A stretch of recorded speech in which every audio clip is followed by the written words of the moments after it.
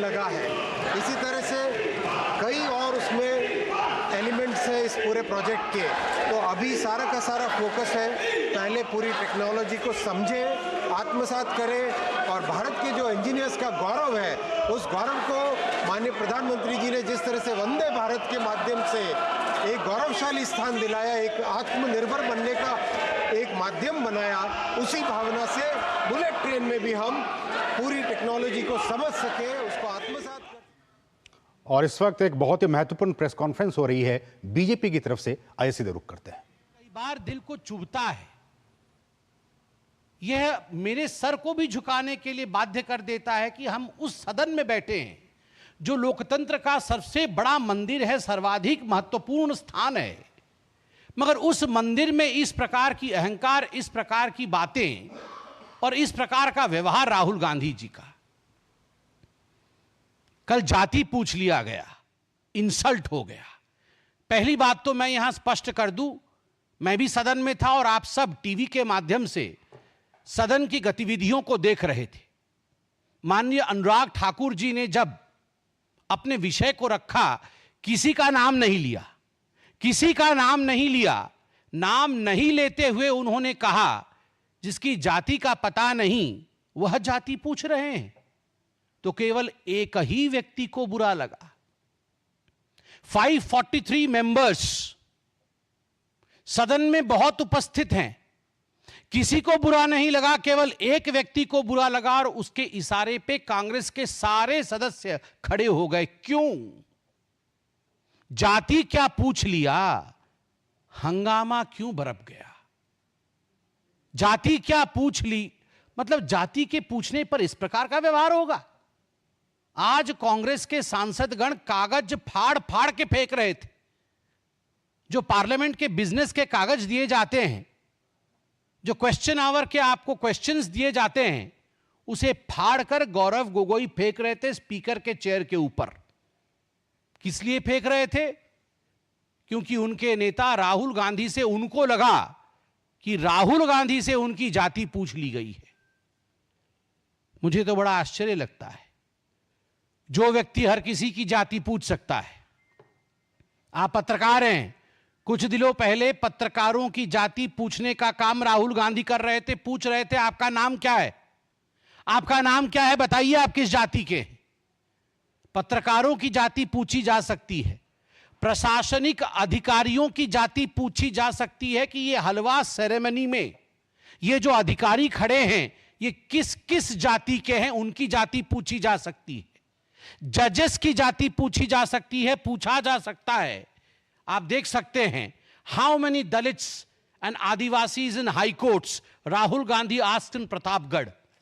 आप किसी कोर्ट में पेश होते हैं और वहां जाके जजेस की जाति पूछते हैं, प्रशासनिक अधिकारियों की जाति, पत्रकारों की जाति, जजेस की जाति और तो और सैनिकों की जाति आप पूछते हैं। आप कहते हैं कि हिंदुस्तान को यह जानने का अधिकार है कि किस जाति के लोग सर्वाधिक सैनिक के रूप में हैं, किस जाति को कितनी रिप्रेजेंटेशन आर्मी में मिली हुई, किस धर्म को कितना रिप्रेजेंटेशन आर्मी में मिला हुआ है। यह सब आप पूछ सकते हैं, मगर आपसे कोई अगर जाति पूछ ले तो मम्मी मम्मी मम्मी मुझसे जाति पूछ लिया गया, मम्मी मेरा इंसल्ट हो गया। ये क्या मजाक बना के रखा हुआ है?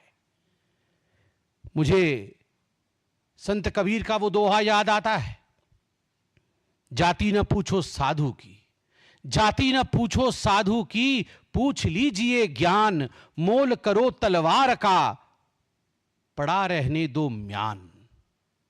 जाति न पूछो साधु की। राहुल जी साधु हैं? वो साधु होते तो उनकी जाति नहीं पूछी जाती। पूछ लीजिए ज्ञान, वो ज्ञानवान है। चलिए हम आपसे पूछ लेते हैं, जाति नहीं पूछेंगे आपकी, बताइए आपका ज्ञान। आपके ज्ञान का प्रदर्शन तो आलू से सोने और सोने से आलू और पता नहीं क्या क्या कह के आपने अपने ज्ञान का प्रदर्शन किया हुआ है। मोल करो तलवार का, पड़ा रहने दो म्यान। तलवार भी जंग पकड़ा तलवार है, जंगधारी तलवार है, और म्यान का तो पूछिए ही मत। न साधु है, न ज्ञानी है, न तलवार में धार है, और म्यान भी परिवार का है, और उसके ऊपर अगर जाति पूछ लिया गया उस व्यक्ति से, जबकि नाम नहीं लिया गया, फिर भी उनको लगता है उनसे जाति पूछ लिया गया उस व्यक्ति से जो हिंदुस्तान में सबसे जाति पूछ सकता है, तो इसमें क्या गड़बड़ी है? मैं कल पार्लियामेंट में था, मुझे तो बड़ा आश्चर्य हुआ। तुरंत कांग्रेस के सारे सांसद खड़े हो गए और खड़े होकर उन्होंने कहा चिल्ला चिल्ला करके कि यह पवित्र सदन है, यहां पर किसी की जाति नहीं पूछी जा सकती। वाह, आप जाति जनगणना चाहते हैं और आप कह रहे हैं कि सदन के अंदर जाति पूछी नहीं जा सकती है, तो बाहर जाति कैसे पूछी जा सकती है? मतलब ये धरती पवित्र नहीं है, केवल सदन ही पवित्र है?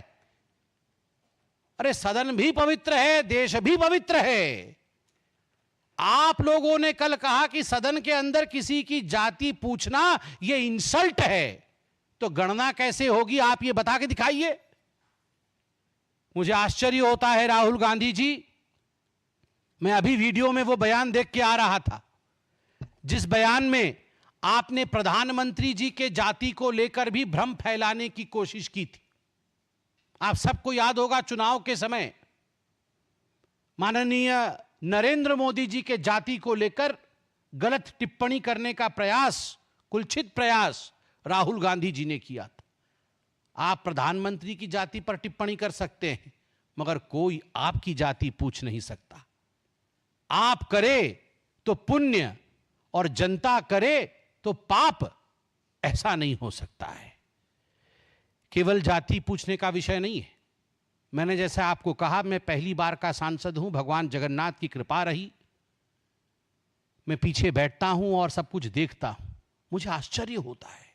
मुझे आश्चर्य होता है राहुल गांधी जी की सेंस ऑफ एंटाइटलमेंट पे।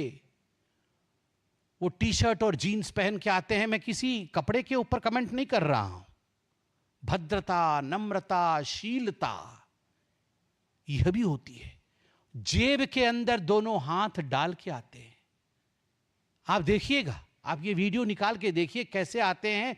जब सभापति महोदय, स्पीकर बैठे हुए होते हैं, आसीन पे, पीठासीन होते हैं, उस समय राहुल गांधी दोनों जेब में हाथ डालकर जिस प्रकार डोल करके जिस प्रकार से वो आते हैं, वो केवल और केवल अहंकार की चाल है। The body language of arrogance of Mr. Rahul Gandhi speaks more than the words of Mr. Rahul Gandhi. उनके बॉडी लैंग्वेज में ही एरोगेंस झलकता है। मैं उनके भाषण को सुन रहा था, पहले भी सुन रहा था और इस बार भी सुन रहा था। पिछली बार भी तस्वीर लेकर आए थे, इस बार भी तस्वीर लेकर आए थे। सदन में कुछ कानून होते हैं, कुछ मर्यादा होता है। सदन में कुछ रूल्स होते हैं, कुछ प्रावधान होते हैं। चाहे प्रधानमंत्री जी हो, चाहे एलओपी हो, चाहे कोई और सदस्य हो, चाहे मंत्रीगण हो, सभी के लिए कानून के अंतर्गत नियम, जिसको रूल्स कहते हैं, रूल्स के अंतर्गत काम करना अनिवार्य है। यह सदन की मर्यादा है। आप सदन में फोटो नहीं दिखा सकते हैं, किसी तस्वीर को आप इस प्रकार से नहीं दिखा सकते हैं और फोटो दिखा करके आप चिन्हित नहीं करा सकते हैं। बार बार कहने के बावजूद वो फोटो दिखाते हैं। बार बार कहने के बावजूद और समझाने के बावजूद कि ये कानून के खिलाफ है, राहुल गांधी अपने आप को रूल से ऊपर मानते हैं और स्पीकर महोदय का, पीठासीन स्पीकर महोदय का अपमान करते हैं। एक बार नहीं, हर बार अपमान करते हैं। अध्यक्ष महोदय सदन को चलाते हैं, अध्यक्ष के प्रति आदर होना चाहिए, मगर नहीं, राहुल गांधी जी का यह आदर मैंने कभी नहीं देखा है। और मैं बताता हूं अपने एक्सपीरियंस से, मैं देखता हूं राहुल गांधी जी की तरफ कैसे बैठते हैं। वो ऐसे बैठते हैं जैसे अपने घर के सोफा सेट पे बैठकर टीवी देख रहे हैं, हाथ पसार करके, पैर उठा करके। अरे भैया, ये तुम्हारे परिवार का ड्राइंग रूम नहीं है राहुल बाबा, ये तुम्हारे घर का ड्राइंग रूम नहीं है। This is the democratic countries parliament. This is the highest temple of democracy of India. ये भारतवर्ष के लोकतंत्र का मंदिर है। आपने कभी नरेंद्र मोदी जी को, जो देश के प्रधानमंत्री हैं, आपने कभी उनको इस प्रकार से बैठे हुए देखा है? और मैं तो कहता हूं, इससे पूर्व के प्रधानमंत्रियों को भी कभी आपने ऐसे बैठे हुए देखा है? सोचा भी नहीं जा सकता है। एक गरिमा होती है, गरिमामय तरीके से बैठते हैं ये लोग। मगर राहुल गांधी जी को देखिए, पैर उठा करके, हाथ पसार करके बैठे हुए हैं, जैसे कि ये उनके घर का ड्राइंग रूम है। मुझे तो वो दिन भी याद है, मैं गुजरात में चुनाव के समय था। चुनाव चल रहे थे। इससे पहले के पहले बार सोमनाथ मंदिर राहुल गांधी गए थे। उनको किसने समझाया था कि बहुत मंदिर सभी लोग जा रहे हैं, आपको मंदिर जाना पड़ेगा, नहीं तो अच्छा नहीं होगा। तो सोमनाथ मंदिर गए थे और मीडिया की रिपोर्ट आई थी। संजय जी भी वहां मौजूद थे, अनिल बलूनी जी हमारे मीडिया इंचार्ज वहां मौजूद थे, बतौर प्रवक्ता मैं वहां मौजूद था।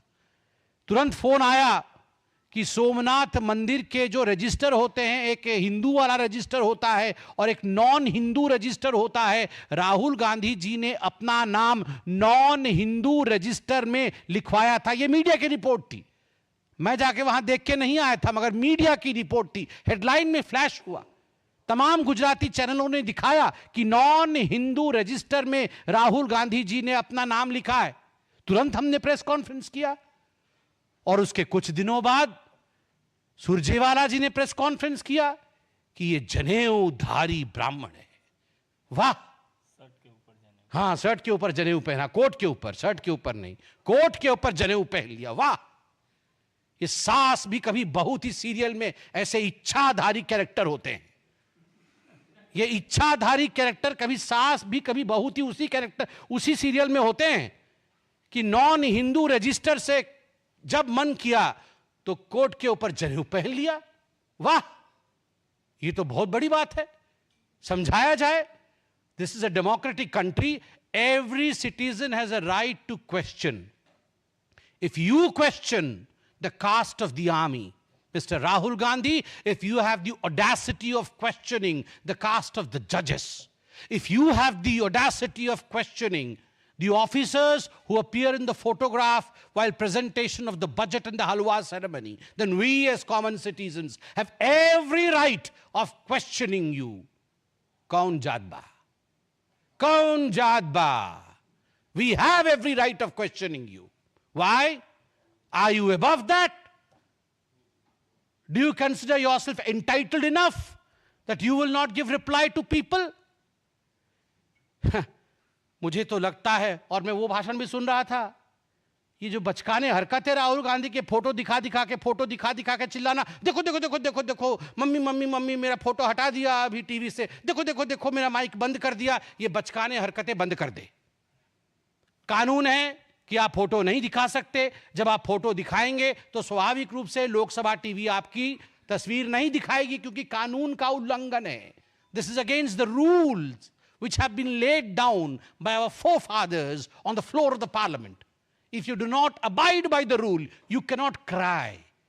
You cannot cry, "Mummy, my photo has not been shown on the TV." This is not the way you behave. And then you say, there is a rule, you cannot take names. The people who are not present, who are not member of the August House, you cannot name them. I was listening to Nirmala Sitharaman ji yesterday.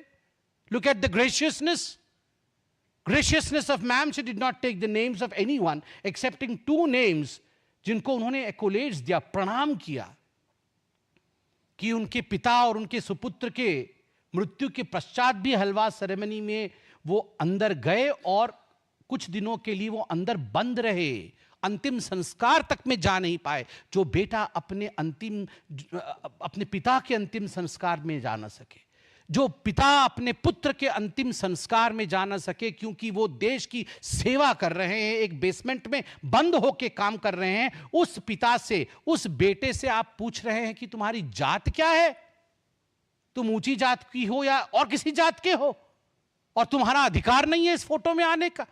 What is this behaviour Rahul Gandhi ji? और आप पूछ रहे थे मैं उनको acronym दूंगा, A1 A2।